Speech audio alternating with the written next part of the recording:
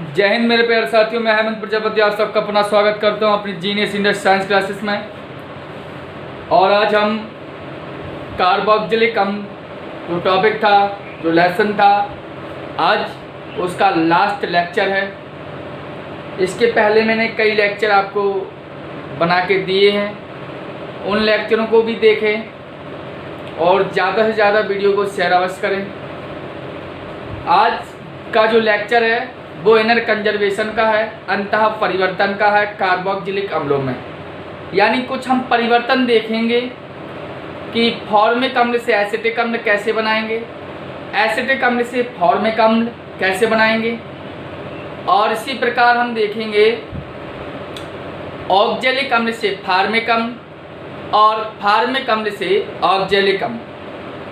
तथा हम ये भी देख लेंगे आज के लेक्चर में, क्योंकि मैं सोच रहा हूँ कि आज इसको ख़त्म कर दूँ। आज के लेक्चर में क्या देखेंगे, साथ में देखेंगे फार्मिक और एसिटिक अम्ल में अंतर क्या है। बहुत सी थोड़ी जल्दी चीज़ें हैं वो देखेंगे, थोड़ा आप पेशेंस के साथ वीडियो को देखें। और सबसे पहले आप देखते हैं अंतः परिवर्तन, इनर कंजर्वेशन कार्बोक्जिलिक अम्लों में देखना है।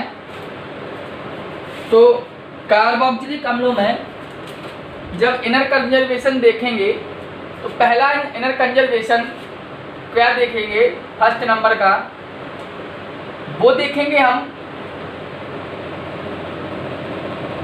ऑक्जेलिक अम्ल से ऑक्जेलिक अम्ल से फॉर्मिक अम्ल। क्या देखेंगे, फॉर्मिक अम्ल। बात समझ में आ रही? यानी ऑक्जेलिक एसिड से क्या बनना है, फॉर्मिक एसिड। ठीक, ऑक्जेलिक एसिड से फॉर्मिक एसिड कैसे बनाएंगे ये हम आज परिवर्तन देखेंगे, समझेंगे इस बारे में थोड़ा। तो आप जानते हैं ऑक्जेलिक अम्ल से फॉर्मिक अम्ल बहुत ही सिंपल विधि है, क्योंकि आपको मैं सिखा चुका हूँ फॉर्मिक अम्ल की प्रयोगशाला विधि वही है यहाँ पर। यदि आपने पढ़ा होगा सही से तो बन जाएगी ये भी। तो सबसे पहले हम कुछ नहीं करते हैं, ग्लिसरॉल से अभिक्रिया कराते हैं, यानी CH2OH और CHOH और CH2OH। क्या है सूत्र, ग्लिसरॉल। क्या है ग्लिसरॉल? ग्लिसरॉल की क्रिया हम कराते हैं ऑक्जेलिक अम्ल से। किससे कराते हैं? ऑक्जेलिक अम्ल से। तो होता क्या है, बात समझना। ये हाइड्रोक्सिल समूह है, इसके हाइड्रोजन लेकर हम यहाँ पर जल का अणु निकाल देते हैं। बात समझ में आ रही होगी। और ये वाला पर यौगिक पुनः यहीं लिखते हैं हम। देखिए शेष रहा। अब COO और COOH। तो आप देखिए COO और क्या है, सिंगल बॉन्ड COOH। तो COOH कंप्लीट बात हो चुकी। अब क्या देखेंगे, इक्वल किया हमने, गरम किया तो इतना पार्ट हमारा अलग हो गया और ये पार्ट पुनः इसी में ऐड हो गया CH2 COOH। दिखाई दे रहा है वहाँ, नहीं दिखाई दे रहा? नहीं दिखाई देता होगा। यहाँ देखें ये वाला पार्ट है, CO2 अलग किया हमने। अब क्या होगा, क्या बचा, CH2 COOH single bond CHOH और क्या है CH2OH। अब क्या करेंगे, हम इस पर कराएंगे जल की क्रिया H2O। तो H2O को हम क्या लिख दें, HOH। तो क्या होगा, COOH वाला पार्ट है हाइड्रोजन के साथ अलग हो जाएगा, तो क्या बना देगा, फॉर्मिक अम्ल। और प्लस में क्या बचा आपका, जो OH है इसमें लग जाएगा जान था, CH2OH और CHOH और CH2OH। तो ये थी ऑक्जेलिक अम्ल से फॉर्मिक अम्ल बनाने की मेथड। तो आप इसको लिख ले पहले एक बार।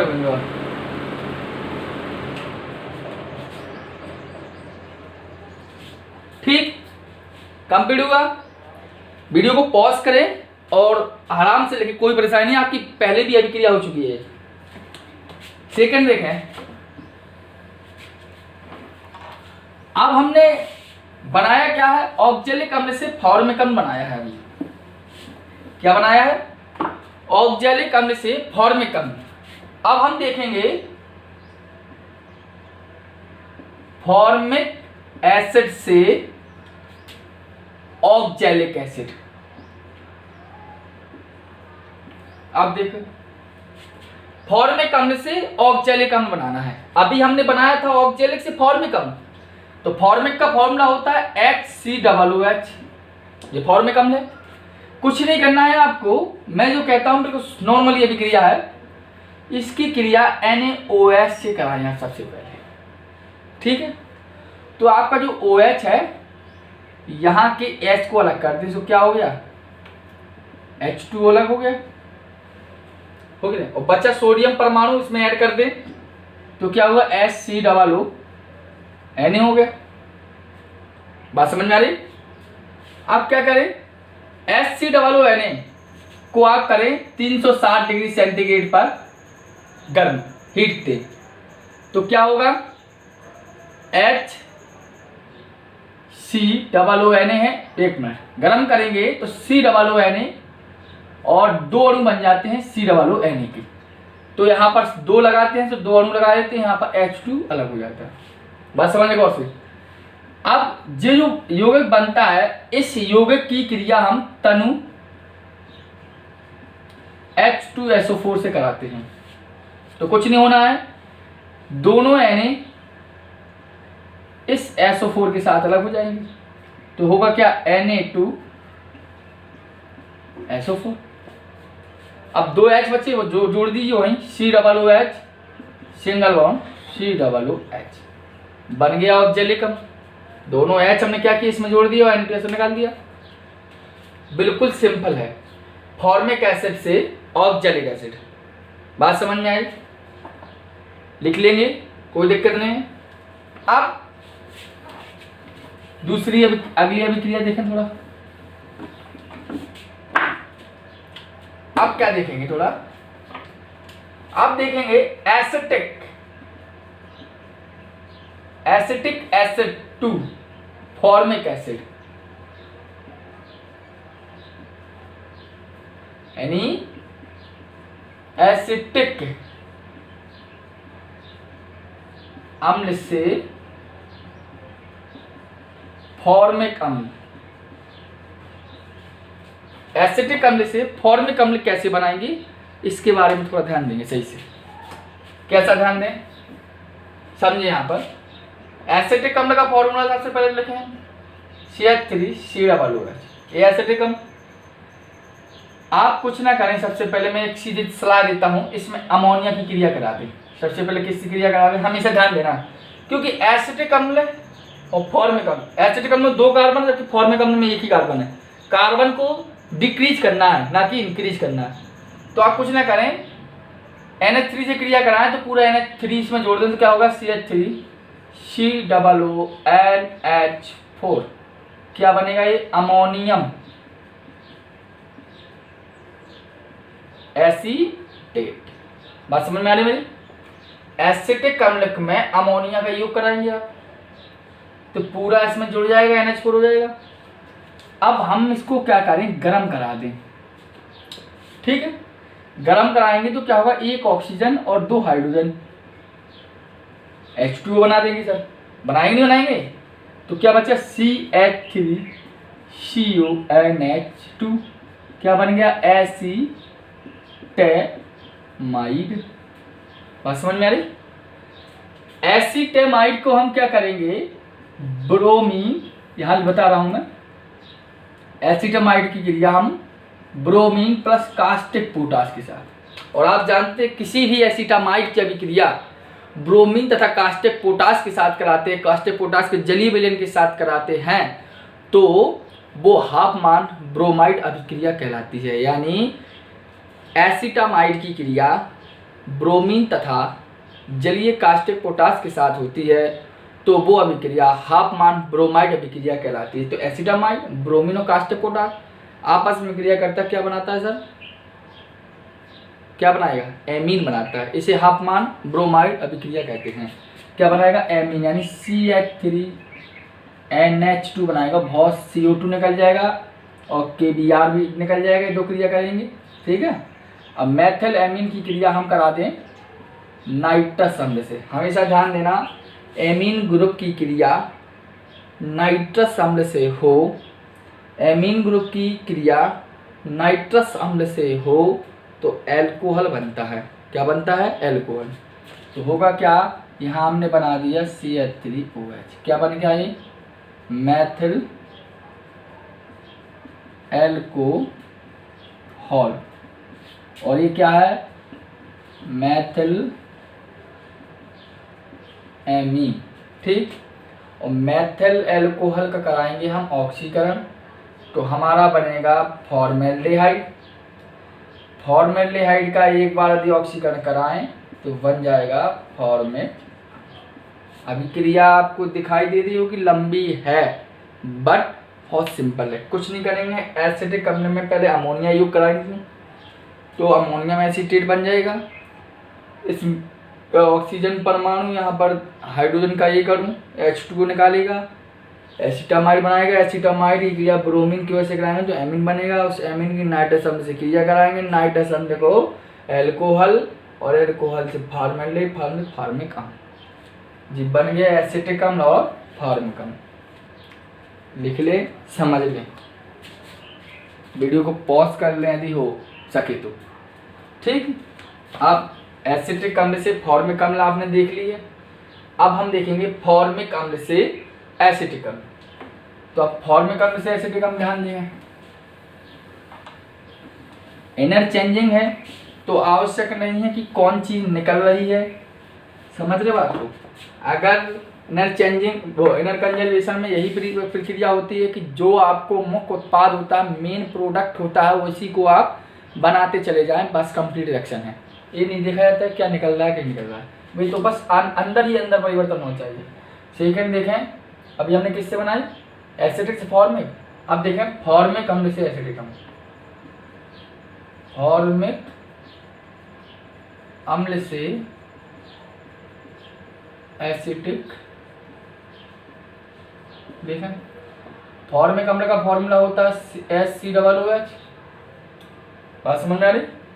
और फॉर्मिक अम्ल की हम क्या करें, अब ध्यान दें आप, फॉर्मिक अम्ल से एसिटिक अम्ल बनाना है हमें, तो हम फॉर्मिक अम्ल को क्या करेंगे आप बताएं। चलो हम इसको कुछ नहीं करेंगे, इस फॉर्मिक अम्ल की क्रिया हम सबसे पहले बुझे चूने के साथ कराएंगे, CaOH का होल ट्वाइस। तो क्या होगा, HCOO का होल ट्वाइस इंटू Ca बन जाएगा, यानी कैल्शियम। क्या बन जाएगा, कैल्शियम एसीटेट बन जाएगा, ठीक है। ये फॉर्मिक अम्ल से, ठीक, फॉर्मिक अम्ल से कैल्शियम एसीटेट बन जाएगा। अब हम क्या करेंगे, कैल्शियम एसीटेट की क्रिया हम, एक मिनट, कैल्शियम एसिड थोड़ा बनाए, कैल्शियम फॉर्मेट बनाइए। क्या बनाए, कैल्शियम फॉर्मेट। हम कैल्शियम फॉर्मेट की क्रिया कैल्शियम एसीटेट से करा दें, तो क्यों क्यों क्यों कराई, क्योंकि हम ये अभिक्रिया जानते हैं, अच्छी तरह से परिचित हैं सभी क्रिया से, कि जब कैल्शियम फॉर्मेट तथा कैल्शियम एसीटेट का शुष्क आसवन होता है तो एसिटाल्डिहाइड प्राप्त होती है। ये अभिक्रिया हम पढ़ चुके हैं, वसा अम्लों कैल्शियम तथा पोटेशियम लवणों का शुष्क आसवन, ये हम अभिक्रिया पहले पढ़ चुके हैं, इसलिए हम अभी भी देख रहे हैं उसी को, इसलिए हम नहीं कराया। तो ये दोनों अभिक्रिया करेंगे तो क्या होगा, एसिटाल्डिहाइड बन जाएगा। क्या बन जाएगा, CH3CHO। क्या बन गया अपना, एसिटाल्डिहाइड बन गया। अब जो एसिटाल्डिहाइड है, इस एसिटाल्डिहाइड से क्या करें, हम इसका करा दें ऑक्सीकरण, तो क्या हो गया, ऑक्सीकरण बन जाएगा हमारा एसिटिक अम्ल, CH3COOH। बात समझ में आ रही। तो क्या बन गया हमारा, एसिटिक अम्ल बन गया हमारा। ये थी फॉर्मिक अम्ल से एसिटिक अम्ल। मैंने यानी आपको 4 कंजर्वेशन सिखाई, चारों कंजर्वेशन मेरे हिसाब से आपको समझ में आ चुकी होंगी। अब थोड़ा क्या देखें कि फॉर्मिक अम्ल और एसिटिक अम्ल में डिफरेंस क्या है, अंतर यदि लिखने आए बोर्ड परीक्षा में या कोई हमसे पूछे तो हमें उसके बारे में थोड़ी जानकारी होनी चाहिए, 1-2 पॉइंट उसके देखेंगे। तो क्या देखें, फॉर्मिक अम्ल व एसिटिक अम्ल में अंतर देखेंगे। क्या करेंगे, फॉर्मिक अम्ल व एसिटिक अम्ल में अंतर, डिफरेंस देखना है हमें।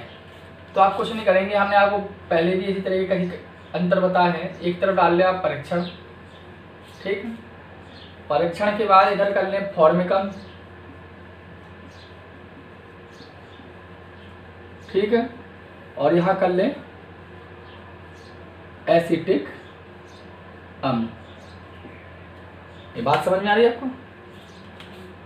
तो क्या होगा परीक्षण में, सबसे पहले तो परीक्षण आप देखें क्वथनांक का, बॉइलिंग पॉइंट का, ठीक है। क्वथनांक कहलाता क्या है, बॉइलिंग पॉइंट। तो क्वथनांक फॉर्मिक अम्ल का होता है 110 डिग्री सेंटीग्रेड, लिख देता हूँ। लगभग में माना जाता है, कई किताबों में कुछ दिया गया, कई किताब में कुछ दिया, परेशान होने की आदत नहीं।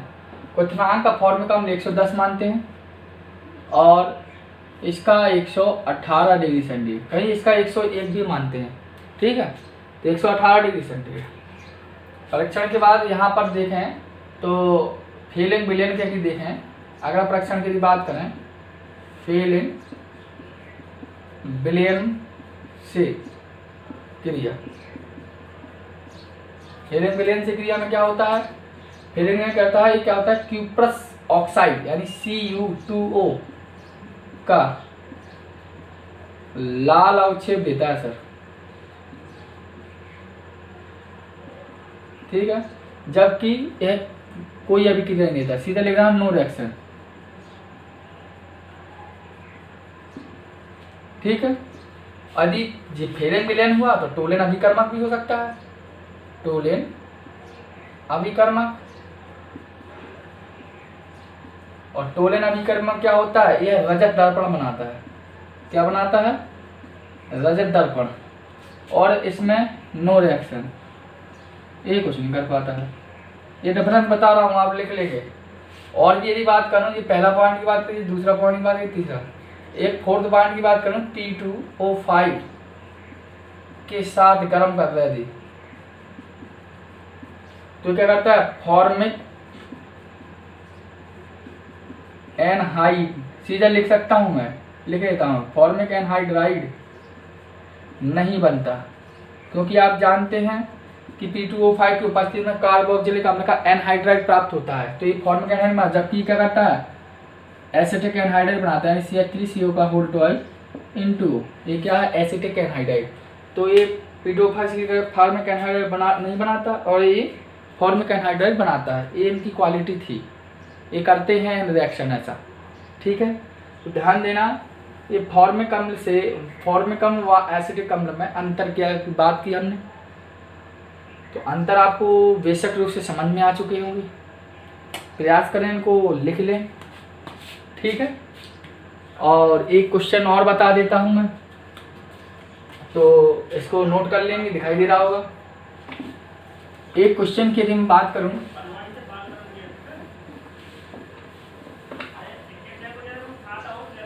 तो एक क्वेश्चन की बात करूं,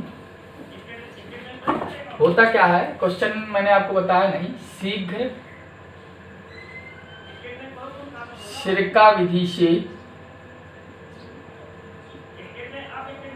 शीघ्र सिरका विधि से क्या करना है, एसिटिक अम्ल, बात समझना, शीघ्र सिरका विधि यानी इसको बोलते हैं क्विक विनेगर मेथड, क्या बोलते हैं इसको, क्विक विनेगर मेथड। बहुत से बोर्ड एग्जाम में पूछा भी गया है क्वेश्चन, इसलिए आपके लिए इम्पोर्टेंट भी है, इतना ध्यान देना। तो क्विक विनेगर मेथड है, कहलाता क्या है वो थोड़ा ध्यान देंगे आप, क्या है मेथड में, मेथड में थोड़ा ध्यान देंगे। इसमें कुछ नहीं होता है, इसमें जो एथिल अल्कोहल होता है, क्या होता है, एथिल अल्कोहल, एथिल अल्कोहल है, इस एथिल अल्कोहल की मात्रा होती है 8 से 10% जलीय विलयन लेते हैं, इसका सॉल्यूशन होता है,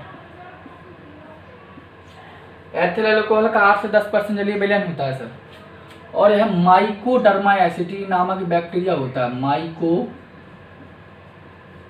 माइकोडर्मा एसिटी, MDA लिखते हैं इस बैक्टीरिया का नाम। माइकोडर्मा एसिटी बैक्टीरिया क्या करता है, एथिल अल्कोहल के जलीय विलयंस को क्या करता है, ऑक्सीकृत कर देता है। यह माइकोडर्मा एसिटी वातावरण से ऑक्सीजन को खींचता है यानी गेन करता है, और उस ऑक्सीजन को क्या करता है, इससे क्या करा देता है, रिएक्ट करा देता है, यानी इस एथिल अल्कोहल को ऑक्सीकृत करा देता है, ऑक्सीडेंट करा देता है।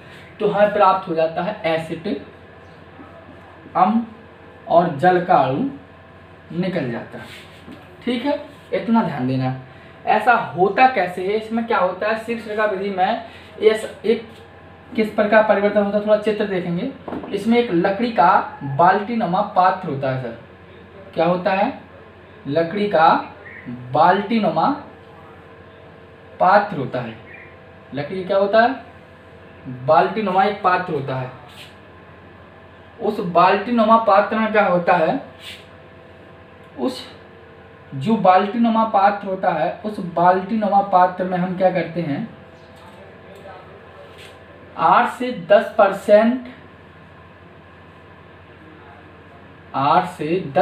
जो हमारा जलीय विलयन होता है, जलीय विलयन जो एथिल अल्कोहल का होता है, उस एथिल, इसमें क्या होता है, चैम्बर भाई चैम्बर होते हैं, 3 चैम्बर होते हैं।